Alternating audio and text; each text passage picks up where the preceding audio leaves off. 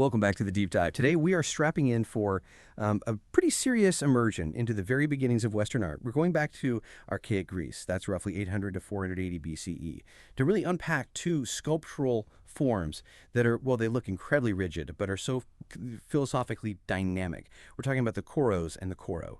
Now, when you picture Greek statues, your mind probably jumps straight to the classical period, right? The flowing, super realistic forms. But these earlier figures, the Kouros, that's the young man, and the Kore, the young woman, this is where that whole journey really kicks off. And our sources are clear. These were not just decorations. They were powerful statements, votive offerings, grave markers. They were physical embodiments of civic ideals. That is the core of our mission today, really. To show how these two figures, they basically document Greece's first huge artistic revolution. They started from this very restrictive template, almost like a copy-paste from Egyptian art, but they used that rigidity as a launch pad to invent something completely new, this pursuit of perfection, both anatomical and philosophical. That laid the groundwork for everything we call Western art. And that's the paradox that just grabs you, right? They look so formal, but the artists weren't actually aiming for what we call realism. They wanted an ideal. They're all about youth, vitality, virtue. It's where philosophy and art just completely merge. The perfect Greek citizen in stone. Exactly. So let's just, define them quickly, because how they're presented differently is so central to understanding the culture. Okay, so first up, the Kouros. The plural is Koroi. These are the nude young men. They're all about symbolizing artates. That's excellence, specifically male excellence in athletics, in combat. You'd often see them as these magnificent, very expensive memorials for aristocratic young men. It was a sign that they had achieved this ideal of beauty and virtue. And then you have the total contrast, the Kore. The plural is Kore. The young women, and they are always, always elaborately clothed. They symbolize grace, virtue, a sort of proper femininity. They served similar purposes, as offerings or high-status grave markers. But despite looking so different, they share the single most identifiable feature of the whole period. The famous archaic smile. That slightly unsettling half smile. It's a total signature, and it's so often misunderstood. It's not supposed to be happiness or, any specific emotion. The sources really clarify this. The smile is a device, both technical and philosophical. It's a way of signaling life, vitality, or even a kind of transcendence. The artist is basically saying, this isn't just stone anymore. This figure is alive with an ideal. It's the moment the stone comes alive. But, before they got that unique flair, they were definitely copying. The earliest Koroi look almost exactly like Egyptian statues. You see it right away in the rigid frontal pose, the fists clenched at the sides, that 1 foot forward. Why was that Egyptian model so important? Well, it gave them a technical starting point. The Greeks were just coming out of their dark ages, and suddenly they had the resources, the ambition to make these big stone monuments. They looked to the Egyptians, who had been mastering this for, millennia. But the Egyptians used a very strict grid-based system for proportion. It was all about measurement. The Greeks borrowed the form, but they very quickly started adapting the technique. They started looking. They moved towards observation. Precisely. They started using the human body itself as the guide, looking for proportional relationships in anatomy, not just sticking to a rigid grid. And that subtle shift from measurement to observation, that's the quiet revolution happening right there in the Archaic period. Which is a perfect lead-in to the material itself, and I think the biggest shock for most of us today. Let's talk about the material, the technique, and the incredible color of these things. The materials definitely tell a story of growing skill. The very earliest ones, they were often carved from local, softer limestone. It was just easier for the workshops to handle, but as you'd guess, it eroded really fast. So that explains the big move to marble. It's way harder to work with, it's unforgiving, but the permanence it offered became, essential for making these ideals last. But here it is, the big one. The insight that just completely changes how we see ancient Greece. These statues were never, ever meant to be the stark white marble skeletons we see in museums. They were vividly painted. By our standards, they would look gaudy, colorful, almost hyper-realistic. Oh, they must have looked startlingly lifelike. Imagine walking into a sanctuary and seeing dozens of these, 7 feet tall, with bright clothes and eyes that literally pop. So what was the technique? How did they do it? The technique was called encaustic, and it is, frankly, one of the most remarkable technical feats of the time. They would mix pigments directly with hot wax. Then they'd apply this mixture to the marble, and it served 3 really vital functions. First, obviously, it was the color. Second, the wax acted as a protective sealant for the porous stone. But third, and this is the part that shows you their real goal, the wax gave it a subtle translucence. Translucence, what kind of visual effect would that even create? It created a depth of color that made the fouls look, for lack of a better word, alive. It gave the marble a slightly polished, sometimes even glossy look, meant to look like the sheen on healthy skin or the texture of rich fabric. The Greeks wanted immediate presence. They wanted intense vitality. Our whole modern obsession with pure white classicism, it's a total misinterpretation. It came from the Renaissance finding these faded, bleached statues. We value a kind of timeless perfection. They valued immediate lifelike energy. That distinction, vitality versus timelessness, that is so key. It just shows how sophisticated the archaic artist really was, operating on a totally different aesthetic level than we assume. Absolutely.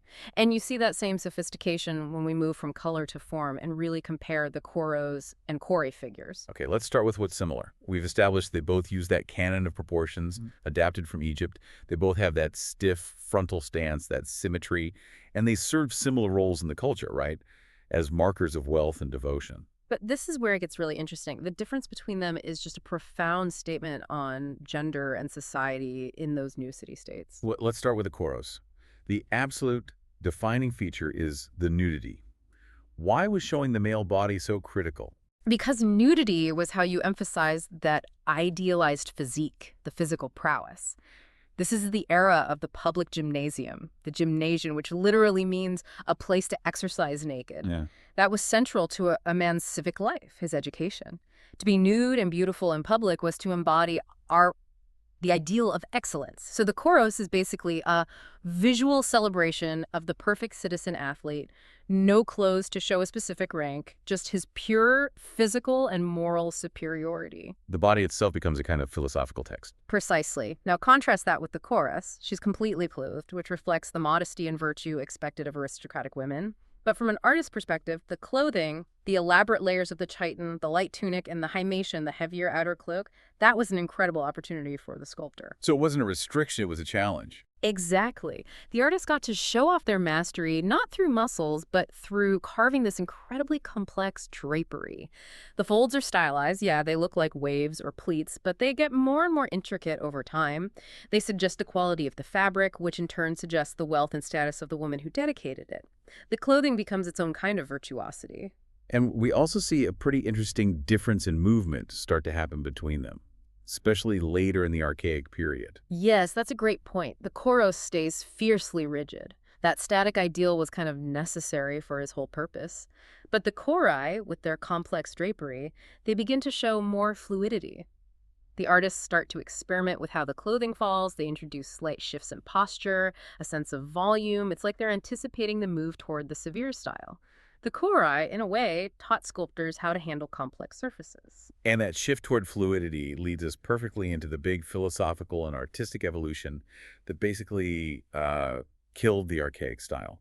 The whole pursuit of the ideal is tied right into Greek philosophy. Our sources are pretty clear that the artists were totally engaged with the philosophy of their time. They weren't just sculpting a man, they were trying to sculpt man.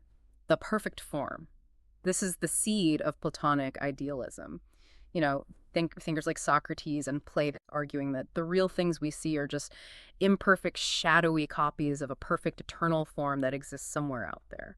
So the sculptor's job was to kind of reverse engineer perfection, to take the idea of perfect vitality and put it into marble. It was a conscious, intellectual project, that pursuit of pure lines, of harmony, of proportion. That's why you get the calculated features and later the famous mathematical canon from sculptors like Polykleitos in the classical era. That canon is the ultimate realization of this archaic philosophical drive. But the Archaic period does end with this really dramatic stylistic break, the beginning of the severe style, around the early 5th century BCE. What was the big turning point, artistically? Artistically, the turning point is the total abandonment of that strict frontality and symmetry. And the single best example is a statue called the Kritos Boy, made right around 480 BCE. He's the first major example where the central axis of the body is broken. The figure adopts what we call the contrapposto stance. Right, that classic shift of weight onto one leg, the slight curve in the spine. Exactly. Contrapposto, it means counterpose, was absolutely revolutionary. It suggests potential movement, dynamic interaction. It suggests the body is actually breathing. One leg is relaxed, the pelvis tilts, the shoulders balance that tilt. All of a sudden, the rigid, blocky Kouros looked, well, archaic and totally unnatural. It's interesting that this artistic revolution happens right around the time of major historical events. The Greeks had just beaten back the massive Persian invasions. Did that victory influence this sudden turn to naturalism? Oh, it absolutely did. That victory over the Persians, defending their city-states, asserting a Hellenic identity, it was a profoundly empowering cultural moment. It created this new sense of human confidence and achievement. The old, rigid, formulaic art just felt inadequate. It couldn't represent the dynamic, powerful, successful new Greek man. They needed an art that reflected their own prowess. So what does this ancient pursuit of the ideal form mean for us, for you listening today? It means that the standards of aesthetic harmony they established are incredibly persistent. Those proportional ideals, purity of line, symmetry, athleticism, they never went away. They continue to influence our contemporary ideas of beauty, of self-image, and sometimes, detrimentally. We're still, consciously or not, comparing ourselves to an unattainable ideal that was formalized 2,500 years ago based on philosophy, not on messy reality. A really complex legacy. Okay, finally, let's touch on the archaeological significance. Where were these figures actually found, and what did those discoveries tell us? Well, the archaeological record is crucial because it tells us how they were used, and sometimes why they were destroyed or preserved. The National Archaeological Museum in Athens is just a treasure trove. It has finds from all over Greece, including those huge grave amphorae, and of course the famous Koroi, like the New York Kouros and the later, more developed, Anavisos Kouros. But maybe the single most important find, especially for the Koroi, was on the Acropolis in 1886. After the Persians sacked Athens in 480 BCE, the Athenians, when they came back, they didn't just rebuild, they ceremonially buried the damaged sacred offerings and statues, including a lot of Koroi in pits. A time capsule, basically. Yeah. Sealed by cultural destruction and then restoration. Exactly. This deposit, it's called the Persershit, or Persian debris, gave us dozens of intact or nearly intact Kore statues. And because they were buried so quickly, they were protected from the weather, and many of them still had visible traces of their original encaustic paint. That single find gave us this phenomenal insight into the craftsmanship, the fashion, and the religious practices of the time. So these figures, then, they really weren't just statues. They encapsulated a collective Greek identity. They marked the rise of the city-states, the economic boom, the cultural exchange that sparked all this innovation. They are the physical proof of the moment the Greeks decided to stop copying and start inventing. They are the pivot point. They represent that huge shift from stiff, symbolic art to the very beginning of humanistic, naturalistic art that values anatomical accuracy and dynamic life. It's the artistic equivalent of the philosophical and military revolution the Greeks were going through. Fantastic. So to summarize this deep dive for you, we went from the Kouros and Kore as these rigid frontal symbols of virtue, heavily influenced by Egypt. We then traced their evolution through the really startling use of encaustic paint, that technique for capturing vitality, and the philosophical drive toward a Platonic ideal. We saw that whole journey culminate in the revolutionary contrapposto stance, which finally broke the old mold and set the stage for all of classical sculpture. And as a final thought to take away, consider this. The archaic Greeks went to enormous technical trouble to make their statues vivid, present, and colored. They were striving for the ultimate appearance of life. If we today deliberately prefer to see and imagine these statues as pure, monochromatic white marble, are we just valuing an abstract ideal of timeless perfection? Or are we, in doing that, actually sacrificing the Greek value of vital presence and immediate reality? Just think about how our modern way of looking actually changes the art itself. Something to mull over the next time you visit a museum. Thank you for joining us for the deep dive.